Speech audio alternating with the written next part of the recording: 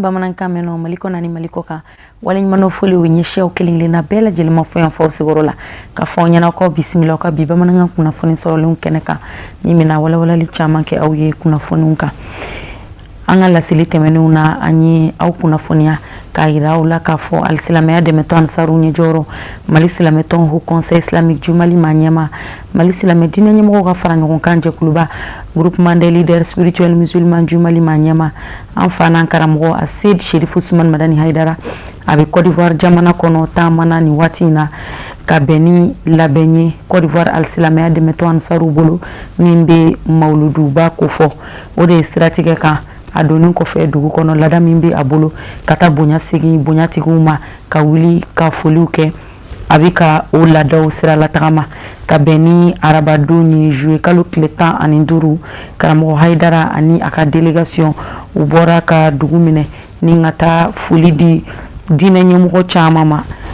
anga tamadi ni oyebuya kulibali alika jatali undu anga janga sorole unaje kabeni kligan fela nege kanyeta ani nani temeli ni sanga bisabai al silamaya de meto ansaru nyejoro mali silameton ho conseil islamique jumali manyama mali silamedine nyemo ko fara ngon kanje kuluba groupement des leaders spirituels musulmans jumali manyama enfana karamo asid Sheriff Ousmane Madani Haidara anano fe jama kulu ubora ajabala dafe résidence des rivières Tourala ninga Côte d'Ivoire jamana duguba Abidjan mine ajojanfe convoi temena kinchama una saninga soroka silamaya badenya ni kelinya fuli lada latli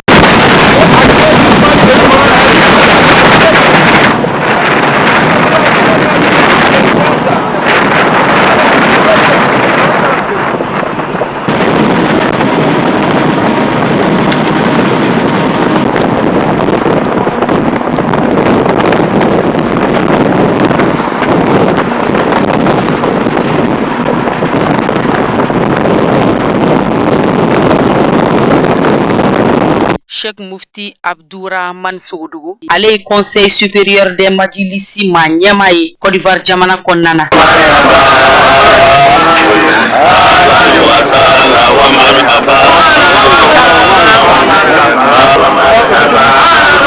aye bonya basoro ni ankaramogo asid Sheriff Ousmane Madani Haidara sin joli akademba yala adagalindo kimina quartier faya kogo dikono sirala tagamain abedo silamaya badenya ni kilinyugonya ana duskun jelenya de kono sigin senfe Cheikh Mufti Abdourahmane Sogodougou ay zamzamiyu bunya jira ka tableau dota ka di aka dunanke norotigima ko ka photo we ana wali nyuman dontogo ye aka chesiri ni wilika jo barawla sengebali nyinebali jien beka ben ani basigi koson bun adamadeun bela jelenka lafia kama al silamaya de meto ansaru nyejoro mali silameto ho conseil islamique jumali manyama mali silamedine nyamo ko fara nyon kanje kuluba groupement des leaders spirituels musulmans jumali manyama enfana ankaramogo asid Sheriff Ousmane Madani Haidara ayren ni son diara ka nyeda akanu nyona bonya bagaka ay Cheikh Mufti Abdourahmane Sogodougou fu ka ko nyumando ka bonya sigi ama kumbe chogola min kera wasaye saninga soroka sira nyini sigi ka wili dugo dunka al silamaya de meto ansaru nyejoro enfana karamugo asid Sheriff Ousmane Madani Haidara na no fe baw u bolen ko feye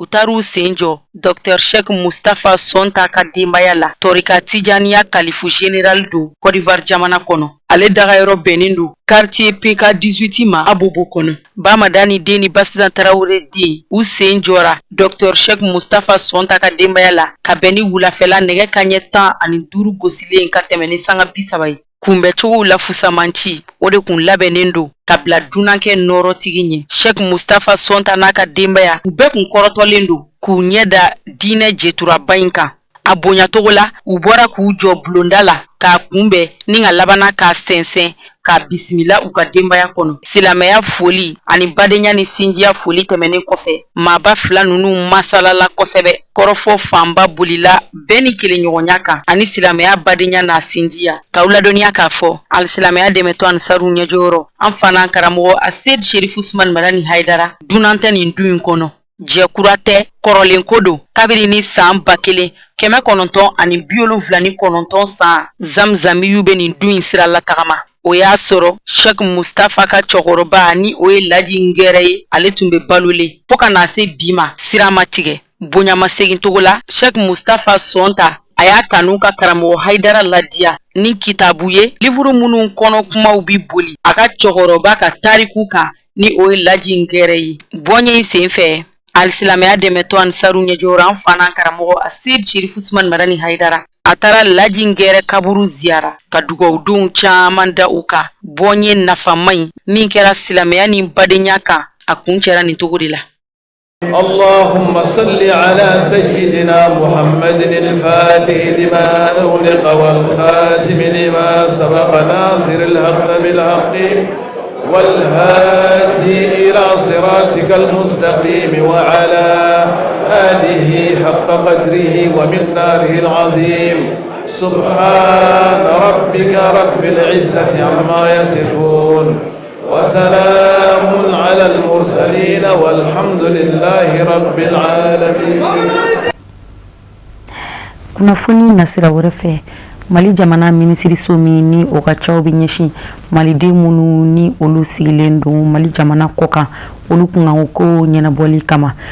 Minisiriso in a ye lajɛrɛba sigi sen kan, lajɛrɛ min ni a bɛ tunga ko fɔ Forum International de la Diaspora kɛnɛ ɲɛmɔgɔna ani a bonyana karama o kun minɛn sigilen don General d'Armée Assimi Goïta kɔrɔ.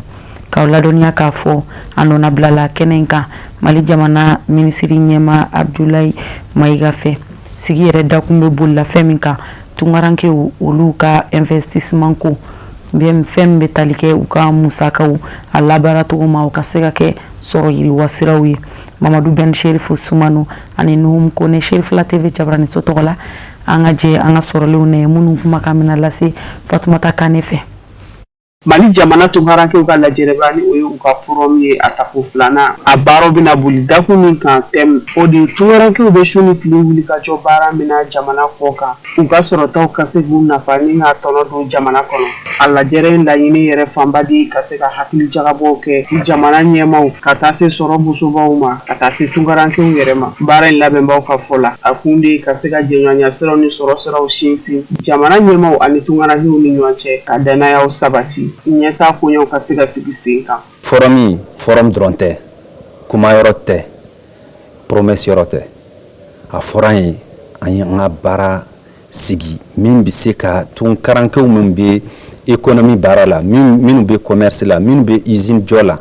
ani minnu bɛ baara wɛrɛ la, minnu bɛ nafolo ladon jamana kɔnɔ, an k'u wele, an ka kuma u fɛ, an ka lajɛ jumɛn de b'u jɛ pour que u ka se ka wari min b'u bolo u bɛ ka wari min don jamana wɛrɛ la o wari in bɛ se ka don an ka jamana kɔnɔ. Dɛmɛ jumɛn de bɛ se ka kɛ pour que u ka courage sɔrɔ k'o baara kɛ. Baara jumɛn de bɛ se ka kɛ gouvernement fan fɛ pour que minnu b'a fɛ ka usine jɔ Mali kɔnɔ u kana degun sɔrɔ u kana difficulté sɔrɔ. An b'a fɛ ka farafinna jamanaw minnu bɛ se ka baara kɛ ni baara kɛ min bɛ se k'an dɛmɛ an k'u wele an ka hakili falen kɛ. Donc o sira de fɛ an ye Burkina wele ka Niger wele ka Maroc wele ka Guinée wele ani jamana wɛrɛw. An ka tunkarankew min bɛ jamana kɔ kan u bɛ miliyɔn 6 bɔ ne yɛrɛ b'a dɔn u ka ca n'o ye. Donc san o san maliyɛnw min bɛ jamana kɔ kan u bɛ miliyari 700 de bila ka na an ka jamana kɔnɔ. Mais o wari a bɛ don dɛmɛ de la mais an hakilila n'an hakili falenna ka wari bila sira wɛrɛ kan min bɛ se ka yɛlɛma ka kɛ ka falen ka caya o bɛ se ka fɛn caman changer an ka jamana kɔnɔ. Mali jamana ministre ɲɛma général de division Abdoulaye Maïga premier ministre ay hakilina fo kosɛbɛ ni ŋa jira k'a fɔ ko baara don min a bɛna jɔyɔrɔba ta kosɛbɛ Mali jamana sɔrɔ ko binna kun kana la ko fɛn min n'a ɲɔgɔnnaw ko fɔ o ye jamana ɲɛmaw hamina ko n'u ka jɔrɔna kow ye ko jamana ɲɛmaw n'u seko n'u damajira bɛɛ lajɛlen kɛ baara ninnu ka se ka nɔgɔya a lajɛrɛ in senfɛ panel caman na sigi sen kan kodɔnbaabaw fɛ ka bɔ Mali jamana kɔnɔ a n'a kɔ kan cogoya min na sɔrɔ siraw ka se ka ɲɛdɔn ni k'a taa siraw dayɛlɛ. Bon, ni forum ni b'a permettre question minnu b'u bolo k'a poser u bɛ fɛ ka dɔnniya min sɔrɔ jamana yɛrɛ kɔnɔna la taabolo la u bɛna réponse bɛɛ sɔrɔ n'u y'o réponse sɔrɔ après derrière la u bɛna société de créer kɔfɛla la emploi de bɛna créer bon emploi fɛn fɛn bɛna créer malien dɔw de bɛna ta la bon ni mɔgɔ bɛ baara la i b'a dɔn après i bɛ se ka vie dignement mɔgɔ ka di mɔgɔ bɛɛ ye ka vie dignement bon foyi tɛna n'o ni baara tɛ. A ŋɔni min tun bɛ anw maliyɛn de l'extérieur sen na a ŋɔni in bɔra an sen na ka sababuya kɛ général d'armée son excellence Assimi Goïta a ye orientation ni dayɛlɛ min kɛ ka cɛsiri min kɛ k'a ɲɛsin kɔkan malidenw ma même lettre de cadrage yɛrɛ kɔnɔna na ka an bila jɔsen 7 kɔnɔ. Donc vraiment u b'a yira k'a fɔ maliden minnu bɛ kɔ kan an talen don ba la jamana ɲɛmɔgɔw fɛ n'i y'a ye an nana bi ladɛ la kunun ta de diyara forum 1 kɛra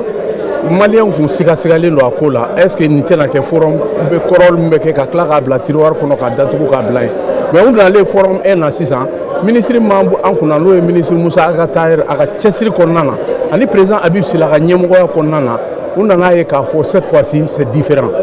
baara fɛn fɛn kɛra nɔw kɛra a la u ye yeli kɛ donc a yɛrɛ y'a ye ni forum in na a ye jamakulu bɔcogo ye ka na. Hakililajigila an b'a jira aw la k'a fɔ ko baara in dayɛlɛli baaraw senfɛ maa minnu garisigɛ donna a kɛnɛ na ja yiral'olu la min bɛ tali kɛ forum in yɛrɛ kunkanna na a laɲini ye fɛn min ye nafaw ani sigikɛn bɛ ka fɛn minnu kɔnɔ forum in senfɛ. Kunnafoni nasira wɛrɛ fɛ bamaganciya kɛlɛ kadiri kɔnɔna na a n'a silatununi hukumu kɔnɔna na Mali jamana maaɲɛmaw u ye taliki waliki doni bali Mali jamana kɔnɔ yan nɔ a feereli ani a labarali ka sɔrɔ yamaruya jɔnjɔn ti i bolo u ko a ma ko autorisation préalable connexion Starlink ani wifi zone olu fana sen bɛ a la a yamaruya tɛ maa o maa bolo ka doni a ye n'o ye autorisation ye a balila o tigi ye i ka feere walima ka donna ye walima k'i bɛ a labara kunnafoni yɛrɛ dira association des commerçants voyageurs maliens et de la diaspora jɛkulu de fɛ ka sanga ni kunnafoni di kɛnɛ sigilen u ye min ɲɛnamaya ka bɛn alamisadon ma Bamako suguba kɔnɔna na an ka jɛkulu yɛrɛ ka kɔrɔfɔw lamɛn Samayira Sanogo ani Seydou Ɲari ka ɲininkali galama la. Bi an bɛ weleweleda de la k'a lase Mali jagokɛlaw bɛɛ lajɛlen ani Mali commerçants bɛɛ lajɛlen c'est à dire que maa o maa bɛ yen nɔ ni mɔgɔ minnu bɛ yen ni produit minnu bɛ yen nɔ ni mɔgɔ minnu bɛ na n'a ye a yiralen don k'a fɔ bɛɛ ɲɛna bɛɛ ka nin produit ninnu to yen mɔgɔ kana san bilen k'i ka wari ladon a la k'i bɛ na n'a ye jamana kɔnɔ ko kana fɔ k'i b'a jago parce que a interdilen don ani AMRTP mɔgɔw ka sigi ka fɔ kɔnɔna la. AMRTP mɔgɔw kun wulila ka se an ma k'a fɔ fɛn ninnu k'u interdira mais an y'a yir'u la k'a fɔ u k'a to an k'an ka mɔgɔw sensibiliser fɔlɔ parce que u t'a dɔn fɛn min don u yɛrɛ bɛ taa san ka na u t'a dɔn fɛn min don o hukumu kɔnɔna la u ye taa n'an ma janni u k'a fɔ u b'a désinstaller ka bɔ mɔgɔw bara ani k'a fɔ u b'a interdit directement ko a ka bɔ an yɛrɛ da an k'a ɲɛf'u ɲɛna o hukumu kɔnɔna la en tant que responsable an ye bɛɛ fara ɲɔgɔn kan ani k'a yira ka sensibilisation kɛ ni fɛn minnu filɛ nin ye a kɔnnen don. Donc mɔgɔ kana t'i ka nafolo don a la bilen k'i bɛna jago jamana kɔnɔ n'o ye wifi Starlink ye a da ole kɔnɔ fɛn min ye nin fana ye n'o ye taliki waliki mun fana filɛ nin fana taliki waliki in fana kɔnɔ mais ni mɔgɔ min bɛ fɛ ka ale ta i bɛ se ka taa autorisation ɲini AMRTP la i ka fréquence ye min ye o bɛ se k'o d'i ma i ka se ka baara kɛ n'a ye mais i kana sa i kun fɛ k'a fɔ k'i bɛna baara kɛ n'a ye sinon i ni jatigɛmɔgɔ tigilamɔgɔ ninnu a bɛɛ bɛ kɛ mɔgɔ sugu kelen parce que a b'olu fana bolo ka utiliser donc n'u wulila contrôle la don min na n'u y'a ye e bolo k'a sɔrɔ i ma taa autorisation ɲini c'est comme si e ni o mɔgɔ juguw bɛɛ ye kelen donc o fana kɔnnen don ka bɔ ko in kɔnɔ donc an ko an b'o yira aw la ni mun filɛ nin n'o ye taliki waliki ye ale de ye nin ye donc mɔgɔw k'u kɔlɔsi a kɛcogo la a san cogo n'a utiliser cogo la o ye bon nin fana ni mun filɛ nin ni wifi zone nin fana kɔnnen don parce que u y'a ye k'a fɔ jatigɛ tigilamɔgɔ ninnu n'o ye jadisiw ye u ka communication caman bɛ kɛ ni nin fɛn ninnu de ye opérateur ninnu tɛ se ka nin contrôler réseau opérateur minnu bɛ Mali la n'o ye Orange Télécel Malitel ninnu ye olu tɛ se ka nin contrôler communication bɛ kɛ ninnu fɛ jamana ni jamana yɔrɔ ni yɔrɔ la k'a dɔn k'a fɔ nin fɛn in kojugu dan de don donc u y'o fana yira an na k'an k'a fɔ an ka mɔgɔw ɲɛna minnu b'a feere sugu kɔnɔ 20 100 wifi zone nin u k'a dabila parce que n'u m'a dabila a bɛ ka kɛ sababu ye ka jamana bila dingɛ kɔnɔ a bɛ ka jamana kɛlɛ fana gɛlɛya kosɛbɛ donc o hukumu kɔnɔna la an n'u ka sigikafɔ la n'o ye AMRTP mɔgɔw ye u y'a yira an na k'a fɔ vraiment an k'an yɛrɛ ka mɔgɔw sensibiliser an ka kuma n'u ye ka se k'u bilasira u ka bɔ nin fɛn ninnu kɔnɔ nin fɛn ninnu caman interdiren don mais ni mɔgɔ min bɛ fɛ ka renseignement wɛrɛ sɔrɔ a la mun tɛ nin ye ou bien i bɛ fɛ ka autorisation sɔrɔ a la i bɛ wuli i bɛ se AMRTP yɛrɛ ma AMRTP mɔgɔw ma an bɛ dala ACI kɔnɔ u bɛ se k'i bilasira ni autorisation bɛ se ka ɲini mun na u b'o d'i ma ni autorisation tɛ se ka ɲini mun na u b'a f'i ɲɛna i ka bɔ o fana kɔnɔ donc yanni waati cɛ an b'a ɲini an ka mɔgɔw fɛ a bɛ minnu bolo u bɛɛ k'u ta jigin ka bɔ yen a bɛɛ k'u ta utiliser labila o de kun don k'o lase aw bɛɛ lajɛlen ma a kɛto b'a la salala Muhamadu. Kunnafoni nasira wɛrɛ fɛ an bɛ samiya waati min na ni waati gɛlɛn don wa waati kɛrɛnkɛrɛnnen don siraba kana matarafabagaw ma kɛrɛnkɛrɛnnenya la bolimafɛntigiw walasa ka se ka boli lakana kɔnɔna na ka taa ni ka segin kɛ basigi ani lafiya kɔnɔ a ka kan sirabankana sariyaw i ka kan u ka olu bato o de siratigɛ kan janto yɛrɛ la o kɔrɔ ko ka ɲi n'i bɛ siraba kan a waati ninnu na i ka kɔlɔsiliw fanga bonya barisabu ka d'a kan walasa min bɛ kɛ sababu ɲuman ye k'i kisi accident kasara ma circulation sanfɛ walima tɛrɛntɛli ka bin ma k'aw ladɔnniya k'a fɔ pinɛ yɛrɛ bolimafɛnw pinɛ o bɛ kɛ sababu ye ka accident dɔw sababuya o de siratigɛ kan an ka kunnafonidilaw wulila ka don dugu bolo furancɛw ni ɲɔgɔn cɛ walasa ka se ka ɲinini kɛ nin ko kan ka se ka maaw ladɔnniya an ka jɛ an ka Mamadu Ben Sherifu Sumano ani Bakari Tarawele ka wuli ka jɔ jaabi lajɛ. Samiya kɔnɔ mobiliboli a ka gɛlɛn ni wagati bɛɛ mobiliboli ye parce que samiya kɔnɔ fɛn dama dama bɛ yen u ye ɲɔgɔn sɔrɔ a kɔnɔ n'o ye visibilité ye o bɛ réduit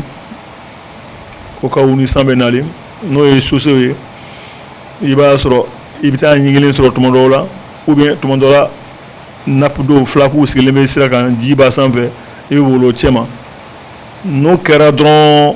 yɛlɛma bɛ don mobiliboli cogoya tuma dɔw la fana i bɛ mobili min boli yɛrɛ bugun bɛ sigi a mobili kɔnɔ ni bugun ninnu sigira a mobili kɔnɔ a kɔnɔna na a pare-brises parallèles la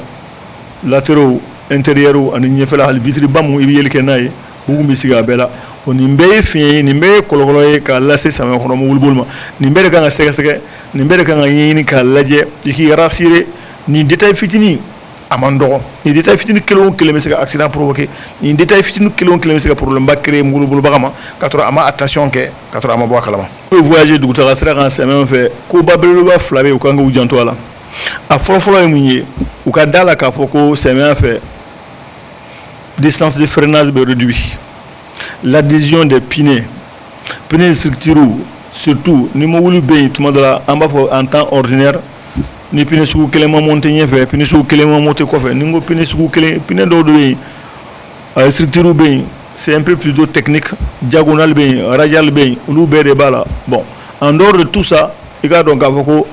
l'adhésion des pneus a bɛ diminuer pneu ka dugumakolo minɛ cogo ni ji ye dugumakolo ɲigin ka goudron ɲigin dɔrɔn pneu bɛ dugukolo minɛ cogo min na boli kɔnɔna na samiya fɛ o bɛ réduit n'o réduira distance de freinage bɛ réduit ni distance de freinage réduira il y a plus de pourcentage d'accident la raison pour laquelle a ko ba fɔlɔfɔlɔ ye mun ye samiya fɛ n'i bɛ boli i bɛ distance de sécurité mun bila i ni mɔgɔ cɛ en temps ordinaire i b'o doubler par deux n'i m'o doubler par deux parce que i ka distance de freinage bɛ réduit c'est un peu plutôt technique mais mɔgɔ k'a faamu nin faamu cogo la dɔrɔn distance de sécurité i bɛ mun bila samiya kɔnɔ et pourtant e la distance de sécurité ani distance de freinage a bɛɛ tout est proportionnel en fonction de ta vitesse donc i bɛ vitesse adaptée distance de sécurité là, il vitesse adaptée, adapter la distance de sécurité là, c'est sûr que distance de freinage be jan, na jana, il sait qui est retrouvé. Nous faut un bas flaro, ni miaklo ni fait un bas flaro là, ça met encore il y a tout le temps des accidents, il y a tout le temps des problèmes. D'où on côté, d'où on côté. Maintenant, fait un bas flano et mouni, ode mouni il a pinoye, pino kofe, rétroviseur ou latéraux, ani il a mouli la vitre corona, boum mumbeda, il faut activer le système de désgivrage. Système de désgivrage est mouni. Comme amora ka fo san comme na ibi se ka kalaya mun nati mul kono mul fiyen mun sama ka konna kalaya na tro be bugun kele konna na maintenant mun ye sera ka bugun kele kono faru be feruzu be mun be se ka bugun kele ni fela ni ko fela la mais mul intérieur la o de amul ko système de désgivrage o de be konna bugun yere kele ka amul vitru sania nyeni ko pour qui permettre que visibilité ka se ka ke 100%. Bon nous fait nous bena na faru surtout ça m'a fait une fille sango beaucoup monde be dans nous bon surtout ça m'a fait sans dans tout de beaucoup Catringada ou de feu de brouillard avant en feu de brouillard arrière ou nous quand utiliser kacha feu de croisement bien feu de position bien feu de route bien nous bena jorodo mais ça m'a fait surtout il faut faire beaucoup attention pour regarder feu de brouillard utilisé bon feu de brouillard nous enfin presque mon chamba négliger câble bon mon chamba négliger ou ta utiliser 90 samena de préférence non il a drone sanji koro hali ka boli duya tant qu'il se ka boli adapté tant qu'il se ka boli re job faut sans ka teme il faut arrêter faut na être à condition de renouveler mi bolo nous fait des désivrager nous ani fait de brouillard avant arrière nous chiti là nous tu ti bolo ni se ka boli anile sanji na tola la aiwa uri fana be dansigiye bi bana nga kuna funi soro luna mun sira fara nga kuna funi diso nyamo waso fe ka benini la siliwati ka la se awma aw ni ci ko nyama dalla aw kambe jin wati were ni alliance joko kono